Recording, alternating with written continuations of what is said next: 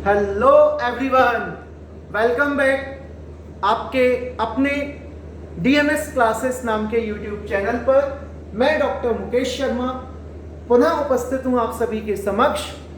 कल की सीरीज जो हमने स्टार्ट की थी 10th क्लास फिजिक्स में, reflection and refraction of light, उसका सेकंड पार्ट लेकर, और आइएगा हम आज की क्लास को स्टार्ट करते हैं। जैसा कि आप जानते होंगे बच्चों, कल हमने रिफ्लेक्शन के बारे में पढ़ा था। किसी भी प्लेन मिरर पर जब भी कोई लाइट इंसिडेंट होगी तो वो लाइट प्लेन मिरर से स्ट्राइक करने के बाद वापस रिफ्लेक्ट हो जाया करती है। The bouncing back of light is called reflection of light. I hope इतना आपको याद होगा।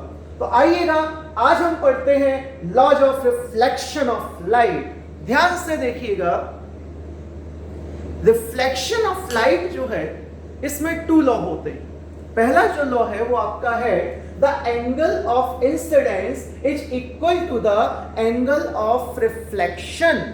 क्या मतलब हुआ सर इसका? बेटा आप लोगों को याद होगा कल हमने इस तरीके से एक मिरर ड्रॉ किया था। ये आपका एक मिरर है। इस मिरर पर ये आगे वाली जो लाइट रे है, इस लाइट रे को हम कह रहे थे कल इंसिडेंट लाइट रे। याद रखिएगा बेटा, यहां पर हम एक परपेंडिकुलर ड्रॉ करते हैं और इस परपेंडिकुलर को हमने कल नॉर्मल कहा था। ये परपेंडिकुलर इंसिडेंट रे के साथ एक एंगल फॉर्म करेगा और इस एंगल को हम नाम देते हैं स्मॉल आई, और इसे कहा जाता है angle of incidence. Is it clear? जब ये लाइट इस मिरर पर स्ट्राइक कर जाएगी तो मिरर पर एब्जॉर्ब तो होना नहीं है लाइट को। लाइट यहां से टकरा करके इस पॉइंट ऑफ इंसिडेंस से टकरा करके ये लाइट वापस जाएगी, और जब ये लाइट वापस जाएगी तो इस लाइट रे को हम नाम देते हैं रिफ्लेक्टेड लाइट रे। इस एंगल को जो रिफ्लेक्टेड रे फॉर्म करती है नॉर्मल के साथ, इस एंगल को कहते हैं एंगल ऑफ रिफ्लेक्शन। तो लॉज ऑफ रिफ्लेक्शन में फर्स्ट लॉ ये कहता है कि ये एंगल आई और एंगल आर ये दोनों हमेशा इक्वल होते हैं।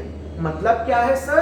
अगर आई जो है इसका वैल्यू 30 डिग्री है तो आर का वैल्यू भी 30 डिग्री होगा। अगर आई का वैल्यू 60 डिग्री है, आर का वैल्यू भी 60 डिग्री होगा। अगर आई का वैल्यू 45 डिग्री है तो आर की वैल्यू भी 45 डिग्री होगी।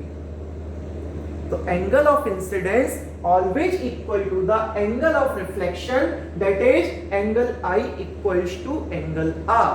This is the first law of reflection. Second law क्या है? आइएगा इसके बारे में बात करते हैं। Second law कहता है कि the incident ray, the normal at the point of incidence and the reflected ray all lies in the same plane.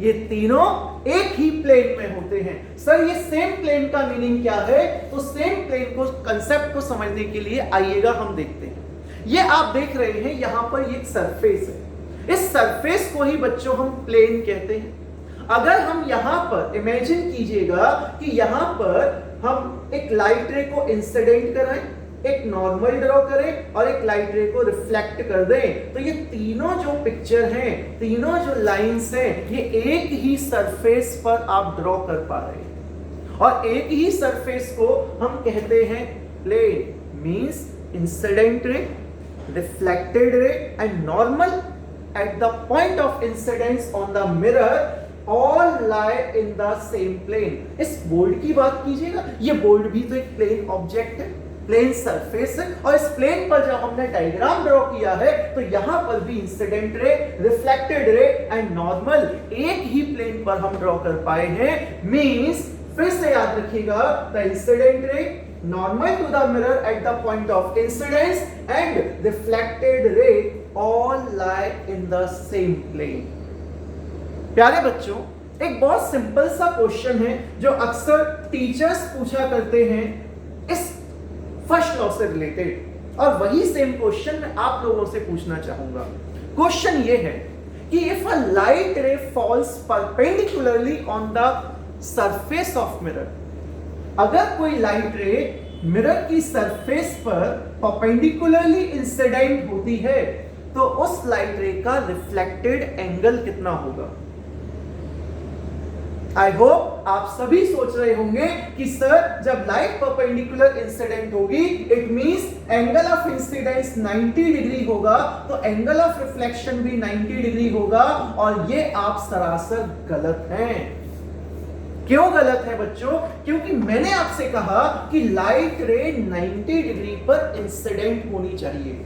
तो फर्स्ट ऑफ ऑल यहां पर मैं आपके लिए एक नॉर्मल ड्रॉ करूंगा, और ये मैंने एक नॉर्मल ड्रॉ किया हुआ है इस प्लेन पर, इस मिरर।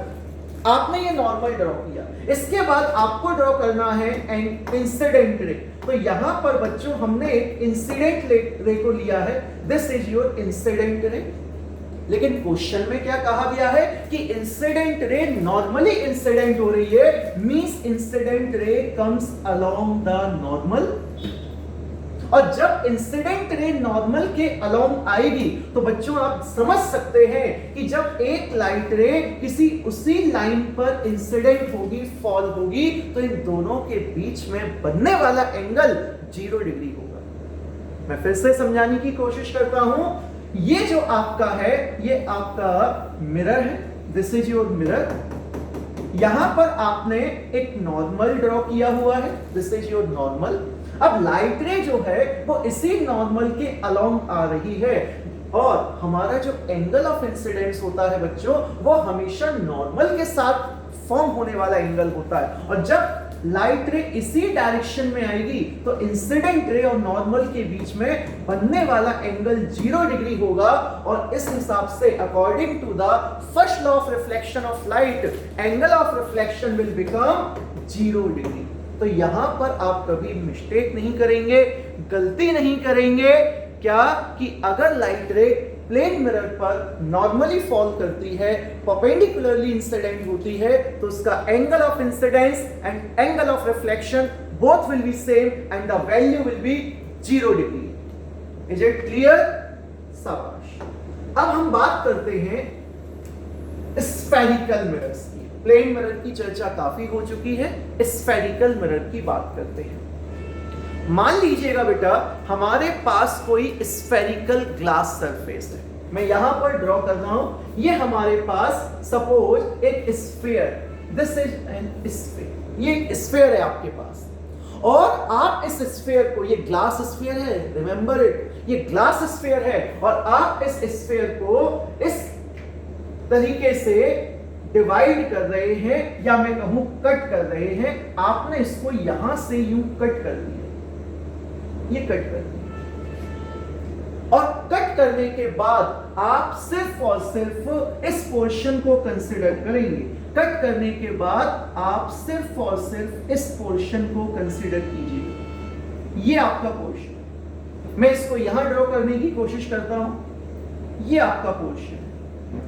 अगर आप लोग ध्यान से देख पा रहे हैं तो ये जो रेड कलर का सेक्शन, जो कर्व्ड सरफेस हमने ली है, एक्चुअली ये कर्व्ड सरफेस किसी स्फेरिकल सरफेस का एक छोटा सा पार्ट है। और ये जो कर्व्ड सरफेस है इसका सेंटर वही पॉइंट होगा जो कि इस स्फेरिकल सरफेस का सेंटर होगा। तो इसका सेंटर लाई करेगा लेफ्ट हैंड साइड, इसका सेंटर लाई करेगा बच्चों लेफ्ट हैंड साइड। और अगर इस कर्व्ड सरफेस को आप आउटसाइड पॉलिश कर देंगे, आउटसाइड पॉलिश कर देंगे, तो यहां पर ये जो सरफेस है, ये जो ग्लास सरफेस है जो कि कर्व्ड शेप में है, जिसकी आउटर सरफेस को आपने पॉलिश किया है, ये सरफेस एक मिरर की तरह बिहेव करने लगेगी। और ये जो मिरर आपका बनेगा, इस मिरर को हम लोग कॉनकेव मिरर के नाम से जानते हैं। इस मिरर को हम लोग कॉनकेव मिरर के नाम से जानते हैं। एंड डियर स्टूडेंट्स, ये जो कॉनकेव मिरर होता है इसका नेचर होता है कन्वर्जिंग, इसीलिए concave mirror is also known as converging mirror. Concave mirror का ही दूसरा नाम होता है कन्वर्जिंग मिरर। ये जो पॉइंट है जिसे आपने सेंटर कहा, उस स्फीयर का जिस स्फीयर से इस सेक्शन को कट किया गया है, this centre is termed as centre of curvature. जी हाँ बच्चों, आपने बिल्कुल सही सुना है। इस पॉइंट सी को कहा जाता है centre of curvature, centre of curvature. अब हमें क्या करना है, हमें एक ऐसी लाइन ड्रॉ करनी है, मैं फिर कह रहा हूं लाइट रे नहीं लाइन, हमें एक ऐसी लाइन ड्रॉ करनी है जो कि इस कर्व्ड सरफेस पर सेंटर से होते हुए और परपेंडिकुलरली इंसिडेंट हो। ये हमने एक लाइन ड्रॉ की है जो कि सेंटर से होते हुए इस कर्व्ड सरफेस पर परपेंडिकुलरली इंसिडेंट हो रही है।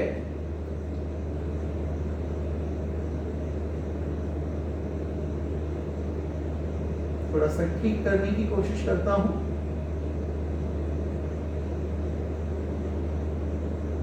Yes, now it's better. इस लाइट रे,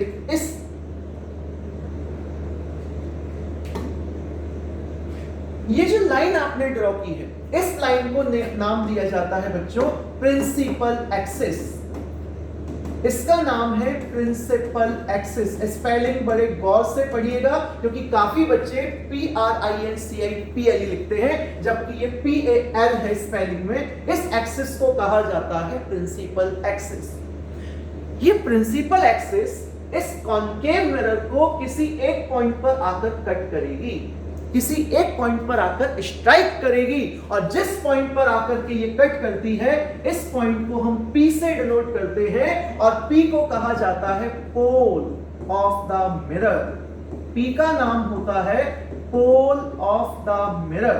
this point is termed as pole. इसको पोल कहा जाएगा। अब आप देखिएगा प्यारे बच्चों, यहां पर आप सेंटर से अगर पोल का डिस्टेंस मेजर करते हैं, अगर सेंटर से पोल का सेपरेशन मेजर करते हैं, तो इस सेपरेशन को हम डिनोट करते हैं लेटर कैपिटल R से। यहां से सेंटर से लेकर पोल तक का सेपरेशन किस लेटर से डिनोट किया जाता है? कैपिटल R से। और कैपिटल R को कहा जाता है radius of curvature, radius of curvature, इसको कहा जाएगा रेडियस ऑफ कर्वेचर। और लास्ट पॉइंट, यहां पर सेंटर और पोल के सेंटर में, इसको टू पार्ट्स में डिवाइड करता हुआ एक पॉइंट होता है। इस पॉइंट को डिनोट किया जाता है कैपिटल F से, और कैपिटल F को कहा जाता है फोकस। कैपिटल F को कहा जाता है फोकस। एंड कैपिटल F और कैपिटल P, इनके बीच का जो सेपरेशन है, कैपिटल F और कैपिटल P के बीच का जो सेपरेशन है, this separation is termed as focal length. इस सेपरेशन को हम लोग फोकल लेंथ कहते हैं और इसे रिप्रेजेंट किया जाता है स्मॉल f से। So small f is what? Small f means focal length, focal length. Small f को कहा जाता है फोकल लेंथ। तो यहां पर आप फिर से समझेंगे, C is centre of curvature, P is the pole of the mirror, F is the focus, R is radius of curvature, small f is focal length. And there is a relation between capital R and small f। Capital R और small f में एक बड़ा ही प्यारा सा relation है, और वो relation क्या है? रिलेशन होता है बेटा R इक्वल्स टू 2f। और आप यहां पर डायग्राम में भी ऑब्जर्व कर सकते हैं, हमने कहा था पोल और सेंटर का half portion. Half portion means pole और सेंटर के बीचों बीच लाई करता है फोकस। तो इट मींस P से लेकर F का सेपरेशन और F से लेकर C का separation both will be same. और जब ये दोनों सेपरेशन सेम होंगे तो आप इस सेपरेशन को स्मॉल f और इस सेपरेशन को भी स्मॉल f के इक्वल मानेंगे, और f plus f equals to 2f and this distance is capital R. So R equals to 2f. Radius of curvature is always twice of the focal length of an spherical mirror. तो ये जो spherical mirror है, इस mirror को हम लोगों ने नाम दिया है कॉनकेव मिरर। एक और मिरर होता है आपका जो कि होता है कॉन्वेक्स मिरर। पहले आप इतना नोट कीजिएगा,